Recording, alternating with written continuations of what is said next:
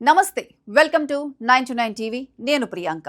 ఇండోనేషియాలో ఇటీవల వేలాది మంది విద్యార్థులు వీధుల్లోకి వచ్చి ప్రభుత్వానికి వ్యతిరేకంగా నిరసనలు చేపట్టడం ప్రపంచ దృష్టిని ఆకర్షించింది. సాధారణంగా చూస్తే ఇది ఒక దేశీయ రాజకీయ అంశంలా కనిపించవచ్చు. కానీ లోతుగా పరిశీలిస్తే ఈ నిరసనల వెనుక ప్రపంచ ఆర్థిక వ్యవస్థ, చమురు ధరలు, ఇరాన్ అమెరికా ఉద్రిక్తతలు, ప్రభుత్వ వ్యయాలు మరియు సామాన్య ప్రజల జీవన వ్యయం వంటి అనేక అంశాలు పరస్పరం అనుసంధానమై ఉన్నాయని అర్థమవుతుంది. ఇండోనేషియా రాజధాని జకార్తాలో వందలాది మంది విద్యార్థులు వీధుల్లోకి వచ్చి అధ్యక్షుడు ప్రబోవో సుబియాంటో ప్రభుత్వ విధానాలకు వ్యతిరేకంగా నినాదాలు చేశారు.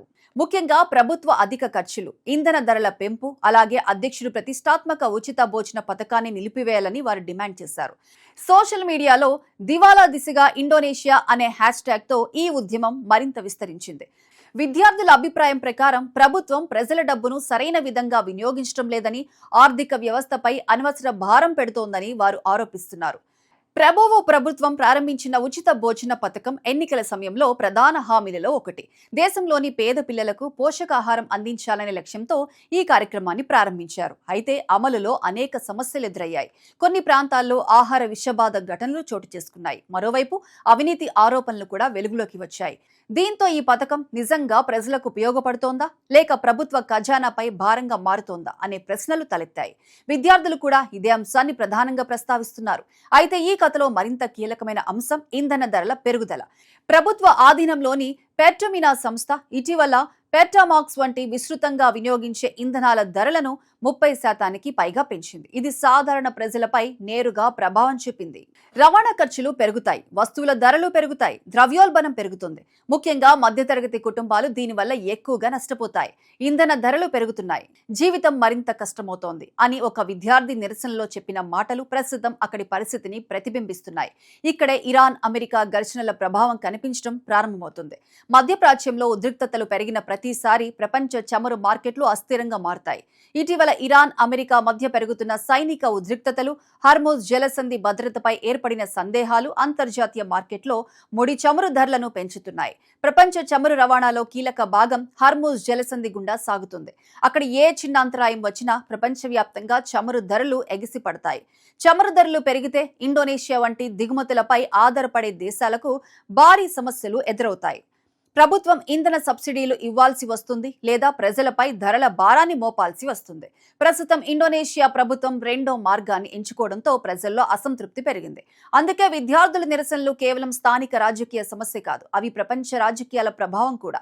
ఇది భారతదేశానికి కూడా ఒక హెచ్చరిక లాంటిదే. భారత్ కూడా ప్రపంచంలో అతిపెద్ద చమురు దిగుమతి దేశాల్లో ఒకటి. ఇరాన్ అమెరికా యుద్ధం దీర్ఘకాలం కొనసాగితే చమురు ధరలు మరింత పెరిగే అవకాశం ఉంది. చమురు ధరలు పెరిగితే భారతదేశ విదేశీ మారక నిల్వలపై ఒత్తిడి పెరుగుతుంది, దిగుమతి బిల్లు పెరుగుతుంది, రూపాయి బలహీనపడే ప్రమాదం ఉంటుంది. ఇదే అంశాన్ని ఇటీవల అనేక ఆర్థికవేత్తలు కూడా ప్రస్తావిస్తున్నారు. ఇక్కడ మరో ఆసక్తికరమైన అంశం బంగారం. భారతీయులు ప్రతి సంవత్సరం వందల టన్నుల బంగారాన్ని దిగుమతి చేసుకుంటారు. చమురు దిగుమతులతో పాటు బంగారం దిగుమతులు కూడా విదేశీ మారక నిల్వలపై ఒత్తిడిని పెంచుతాయి. అందుకే ఇటీవల ప్రభుత్వం మరియు ఆర్బీఐ గోల్డ్ మానిటైజేషన్ స్కీమ్ వంటి పథకాలపై మళ్లీ దృష్టి సారిస్తున్నాయి. భారతీయ ఇళ్లలో సుమారు 25,000 టన్నుల బంగారం నిల్వగా ఉందని అంచనా. ఈ బంగారాన్ని ఆర్థిక వ్యవస్థలోకి తీసుకురాగలిగితే కొత్త దిగుమతుల అవసరం తగ్గుతుంది, విదేశీ మారక నిల్వలను కాపాడుకోవటం సులభమవుతుంది.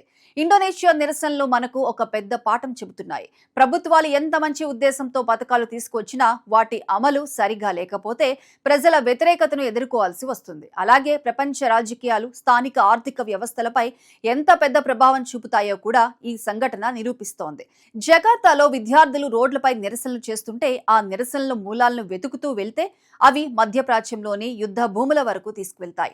మొత్తానికి ఇండోనేషియా విద్యార్థుల ఉద్యమం కేవలం ఇంధన ధరల పెంపు లేదా ఒక ప్రభుత్వ పథకంపై వ్యతిరేకత మాత్రమే కాదు. అది ప్రభుత్వ వ్యయాలపై ప్రశ్న, ఆర్థిక నిర్వహణపై అసంతృప్తి, ప్రపంచ చమురు మార్కెట్ల ప్రభావం, ఇరాన్ అమెరికా ఉద్రిక్తతల ప్రతిఫలం మరియు సాధారణ ప్రజల జీవన వ్యయంపై పెరుగుతున్న ఆందోళనల సమ్మేళనం. నేడు ఇండోనేషియాలో కనిపిస్తున్న ఈ ఆందోళనలు రేపు ప్రపంచంలోని ఇతర దేశాల్లో కూడా కనిపించే అవకాశం ఉంది. ఎందుకంటే ప్రపంచ ఆర్థిక వ్యవస్థ ఇప్పుడు అంతగా అనుసంధానమై ఉంది కాబట్టి ఒక ప్రాంతంలో ప్రారంభమైన యుద్ధం ప్రభావం వేల కిలోమీటర్ల దూరంలో ఉన్న విద్యార్థి జీవితాన్ని కూడా మార్చగలదు.